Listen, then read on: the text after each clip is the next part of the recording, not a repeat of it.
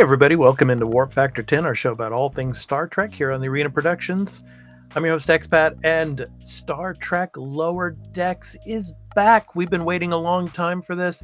Episode 1 and 2 of Season 4 have dropped on Paramount Plus, and I'm going to go ahead and talk about both episodes a little bit. So this is your spoiler warning. If you have not watched the episodes yet, please go to Paramount Plus and check them out.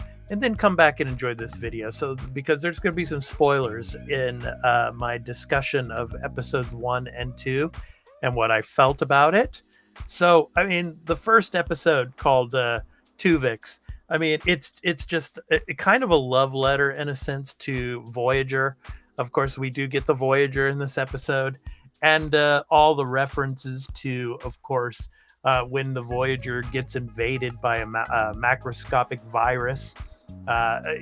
So all these like little, Easter eggs from Voyager. Of course, we get the bridge of Voyager and all.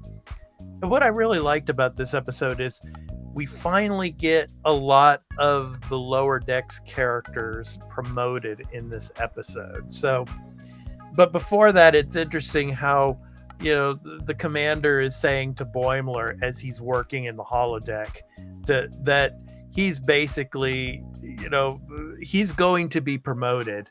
It's basically guaranteed as long as he doesn't completely majorly screw something up. And so you see throughout the episode all the slapstick going on and everything.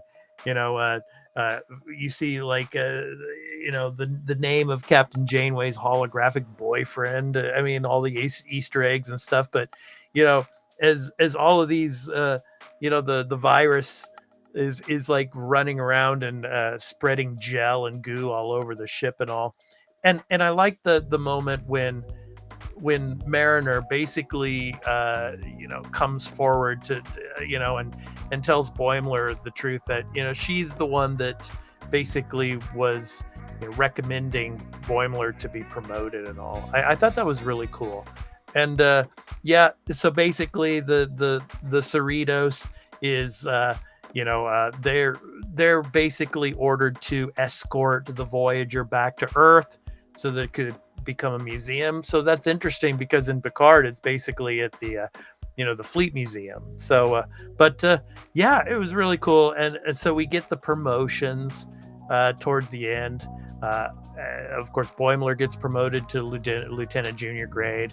So does Tindy, and the new character, the Vulcan character in this episode, T'Lyn. I really like her. A typical Vulcan, but this is something that the show really needs, I think. Obviously all the slapstick and the corny jokes and all the fun nature of most of these Lower Decks characters. But what I like about T'Lyn is that it gives kind of, she's encouraging these characters to take things a little more seriously and all. And I love her just blunt, her blunt expressions towards some of the crew there. And then what I really liked towards the end of the episode was the scene there with Mariner and Commander Ransom. And and Mariner she doesn't want to be promoted. I think maybe it's the reluctancy and the nerves, and she wants to take the pin and just shove it towards Commander Ransom and say, hell no, I'm not doing this. But Ransom can see through all of that and knows that she's going to be a great officer. And it's cool how he's basically going to put up with whatever crap that she's going to throw at him. And you see this a lot in the second episode, which is really cool. I have no bones, yet I must flee.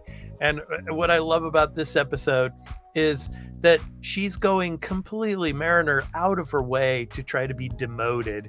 And she sees, of course, Ransom and as she's going through the corridors and overhears him say that she's not going to be my problem for much longer, and so she's just going to go on this one mission, and with another ensign on his first mission, and just basically like, I'm gonna do whatever I can to get demoted. I mean, she basically almost crashes the shuttlecraft uh, when they're going on the away mission. And it's funny how the creature, the bone sucking creature, which to me it completely reminded me of a Pokemon character. So it was complete Pokemon, a Pokemon character that sucks bones and everything. Uh, and Of course, you think that Mariner's the one that let it out, but it was the humans, the menagerie humans, that actually were trying to let it out, so that they could take control of this base. But and I love how Mariner, she, you know Commander Ransom just tells her, hit me in the face as hard as you can, and so she knocks like all of his teeth out, and so it kind of lured the creature to eat the teeth and to get it back into its habitat, to seal it up and everything. But yeah, so at the end of the episode, obviously, Rutherford, who had not been promoted in the first episode, he finally gets promoted after having to come to grips with this competition from another ensign that was almost promoted over him. But luckily, Tindy was there to get the chief engineer there, Billups, to get him promoted. But I really liked in this episode, you see the bond and the relationship with Rutherford and Tindy. Rutherford basically coming out and telling Tindy straight up that he could have been promoted many times before, but he turned it down because he wanted to stay with Tindy in the same bunk area, and I thought that was really cool.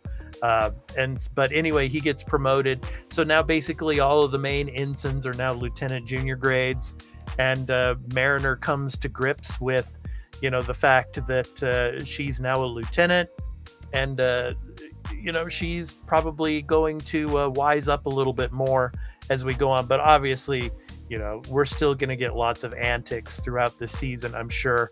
But before I finish, I just want to talk about this ship that's coming into contact with the others.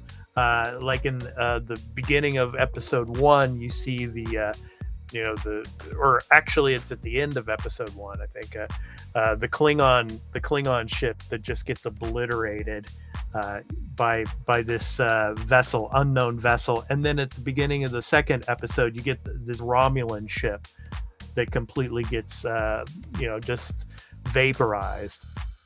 So it's going to be interesting to see what comes of that with the Cerritos crew and all. But yeah, I just really love these first 2 episodes. It's Star Trek Lower Decks at its best. And I'm just really, really excited for the rest of the season, and with all the crazy antics and the comedy that comes with it, and with all of the characters. So let me know what you thought about these first 2 episodes in the comments. But anyway, I've been your host, Expat, and this has been another episode of Warp Factor 10, our show about all things Star Trek here on the Arena Productions. And be sure to hit that like, subscribe, and notification bell if you like this episode, and you'll be notified when we drop a new episode of Warp Factor 10 or any of our other content here on the Arena Productions. So anyway, that's been my review and recap of episodes 1 and 2. And I hope to catch you next week for episode 3 and my review and recap of that episode when it comes out next Thursday.